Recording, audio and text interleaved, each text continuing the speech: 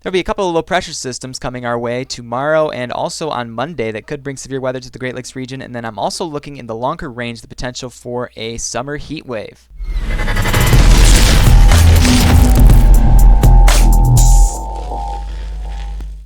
Hello everybody, the time is 7:23 p.m. and it is August 10th. Welcome to another update from Great Lakes weather. First of all, let's talk about Wednesday.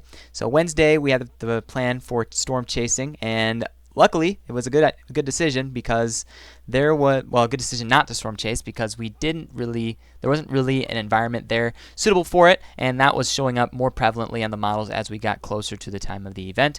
But it looked like it was mainly just rain, thunder, and lightning across parts of Indiana, which is good news. We don't really want severe weather, that's for sure, but definitely a good decision not to chase. But as we get into next couple of days, we have a couple more opportunities coming our way, tomorrow in particular, and then also on Monday in parts of Ohio. Unfortunately, I will not be able to chase these events. I will be down in North Carolina during the next week, so I will not be able to storm chase up in the Great Lakes region. But once we get back, hopefully there will be a few chasing opportunities during the late days of August, and that will be something to be watching out for. I am seeing heat wave potential coming on the models for the week after next week, so that's something I'm going to hint at in this video as well. But first, let's talk about the severe weather threats. So let's get right to it.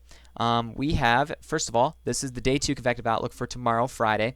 You do notice that it is a slight risk for severe weather across parts of Iowa, Missouri. You also have almost the entire state of Illinois included in that, Wisconsin, Minnesota. Right now, the current projection is that that's going to be a later on in the evening event.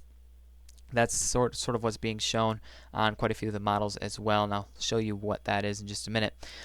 There might be a chance that the slight risk gets shifted a little bit out into Michigan, but again, the lake may help to kill off some of the more robust storms as they come across the lake. But again, there is going to be that potential for severe weather in Michigan and parts of northwest Indiana, western Indiana, come Friday evening into the overnight hours. So let's take a look. We'll be taking a look at those specifics with that setup in just a minute.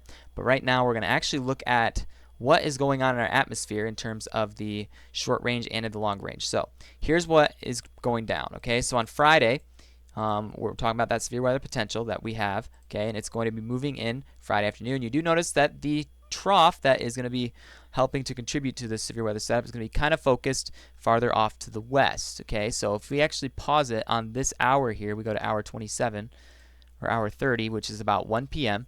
You notice, look at the winds in the upper levels. Okay, so the winds are going to be, the mid-level winds are going to be focused across parts of western Illinois, western Wisconsin, those places, and then you also have some good mid-level wind shear across Michigan as well.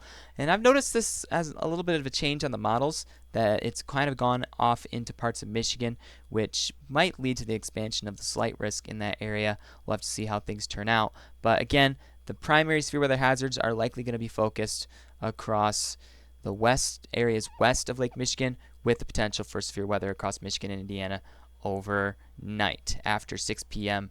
more like. But still, something to watch out for. You can kind of see it there. The mid-level winds are kind of setting up in this part of the atmosphere for the potential for severe weather. And then so there's Friday.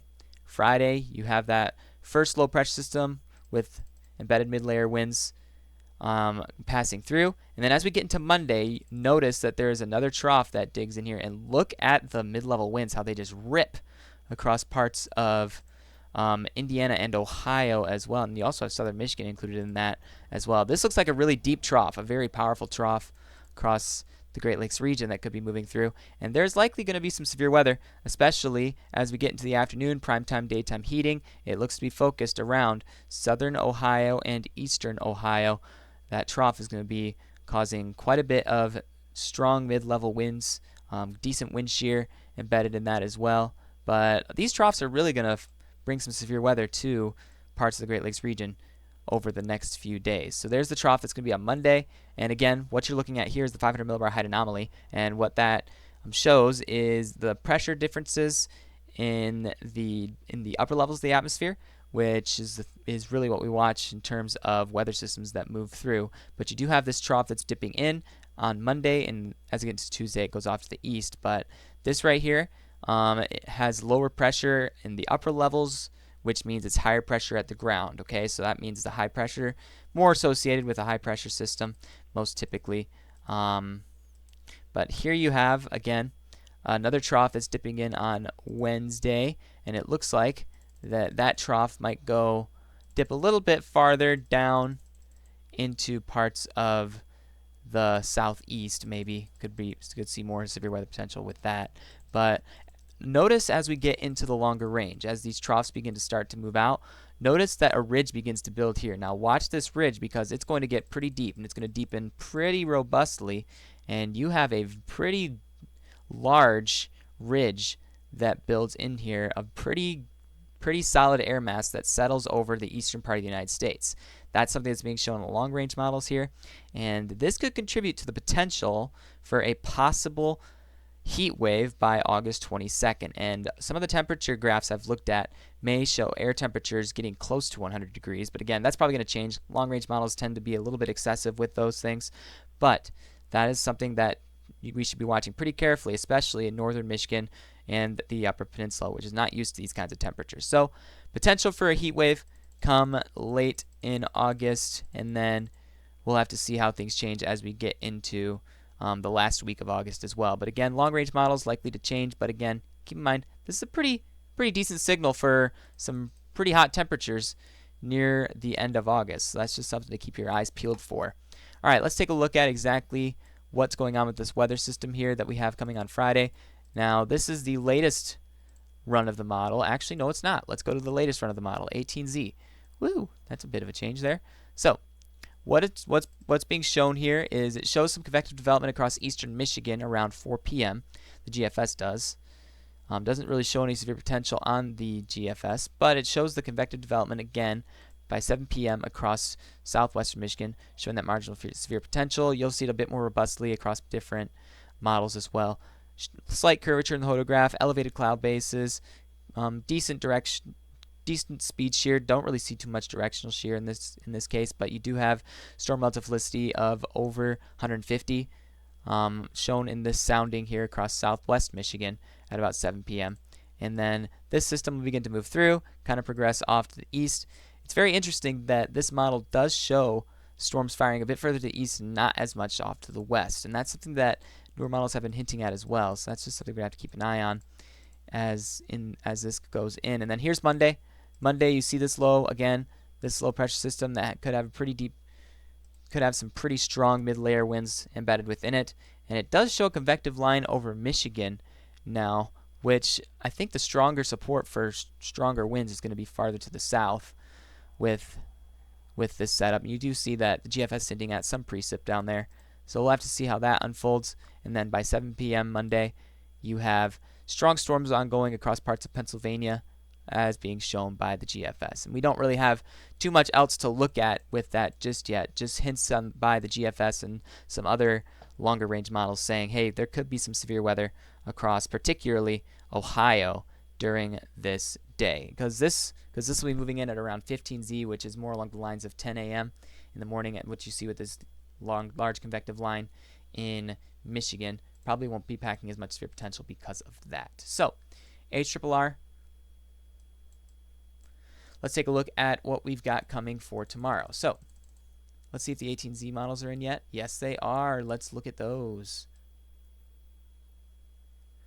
Alright, so here's what we have going on Friday, according to the HRRR model. So 7 a.m., you have a few thunderstorms that are ongoing across parts of Illinois. Those storms will probably start to be dissipating because, you're in the morning hours, not really too much developing from that. And again, here's the 4 p.m. setup, just as the GFS is also showing, the HRRR showing marginal severe potential with these cells that may possibly develop across eastern Michigan. And then they continue off to the east. And then there's those storms that the SPC is talking about with that slight risk area. You get a sounding ahead of these storms. You do have severe potential. Not really seeing a nice curvature in the photograph, but definitely see the potential for damaging winds with this. Relatively elevated cloud bases, and then you do have quite a bit of speed shear in the atmosphere as well. Cape values of 1300, so definitely more along the lines of a damaging wind threat with these storms as they move through.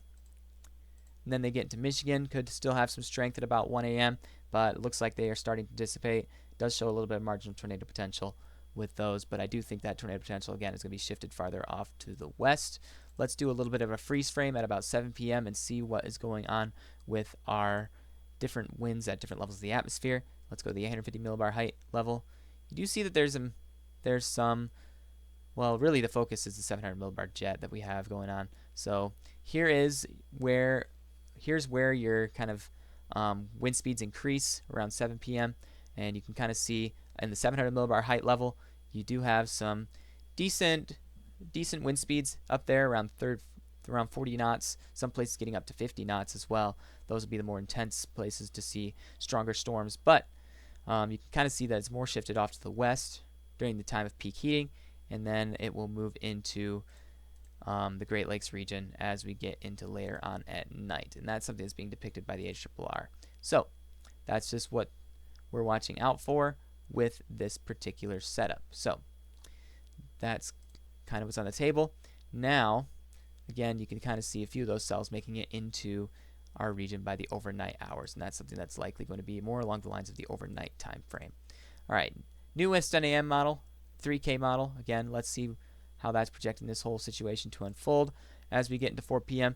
Now, the NAM model is playing it out a little bit different, and it's showing that the low pressure system is going to be moving a little bit faster, and it's going to be moving farther to the south. And we also have storms that fire in western Michigan, more likely as being shown by the NAM 3K. Now, again, we have to watch the HRRR, see if there's agreement with that, but it does show that the storms will be showing up to the east again and developing a little bit sooner, packing that marginal severe potential. And then you also have it hinting at some of those storms late at night across parts of Wisconsin. Now, NAM tends to play these events a little bit slower than the HRRR does. The HRRR tends to show that these storms move in a little bit earlier than what the NAM does. So I think the HRRR is usually more accurate on that score.